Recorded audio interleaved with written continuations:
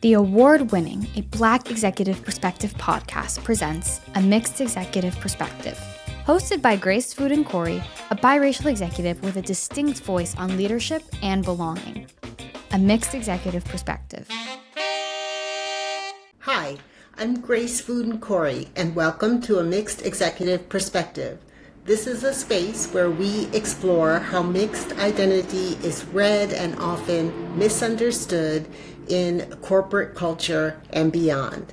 And these conversations are for mixed people across race, ethnicity, nationality, and culture, and for parents raising mixed children who are navigating these dynamics. So today I'm going to walk you through a conversation I had with a white friend who asked me about what to do about the homeless drug addicts living outside his luxury condo in New York City. I gave him a quick answer. Systemic racism, the crack epidemic, nothing that he could do individually about it. And the conversation moved on. But it hasn't left me since, because the short answer I gave him, it just wasn't the whole story.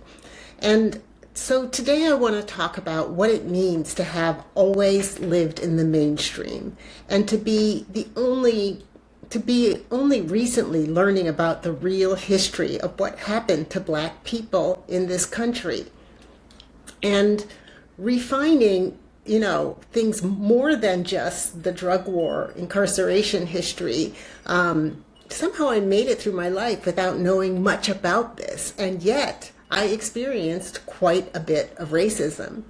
And if you've ever realized that later than you'd like to admit how much of your own history you never actually learned, well, this conversation is for you.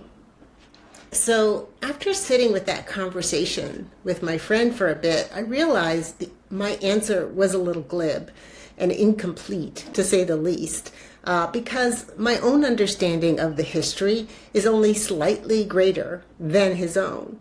And I've always lived in the mainstream where Black history really rarely comes up. And I've always known, and at the same time, I've always known racism is real because it's affected me. And so that's a strange thing. I don't know the history, but I do know the racism, and none of it is really talked about in the circles that I live in. And yet it's one of the major things happening in this country to this day. So, I've always had comments about my hair.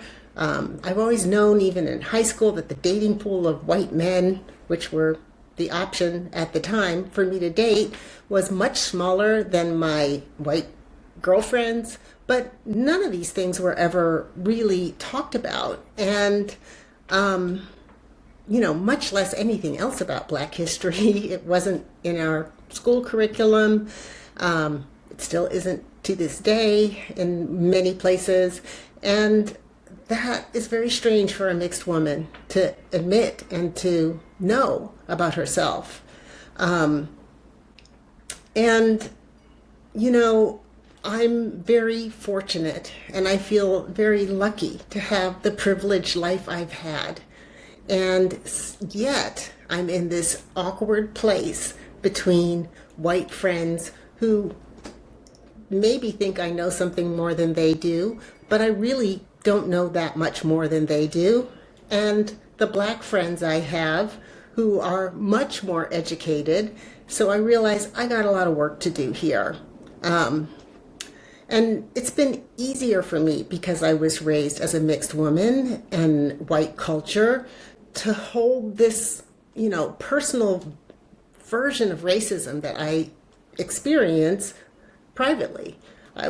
Who was I going to tell? My friends, really can't relate to it for the most part. When I explain it to them, they go, that's interesting. It's not something that's it's like if you had one leg, you wouldn't know what it felt like unless you had only one leg.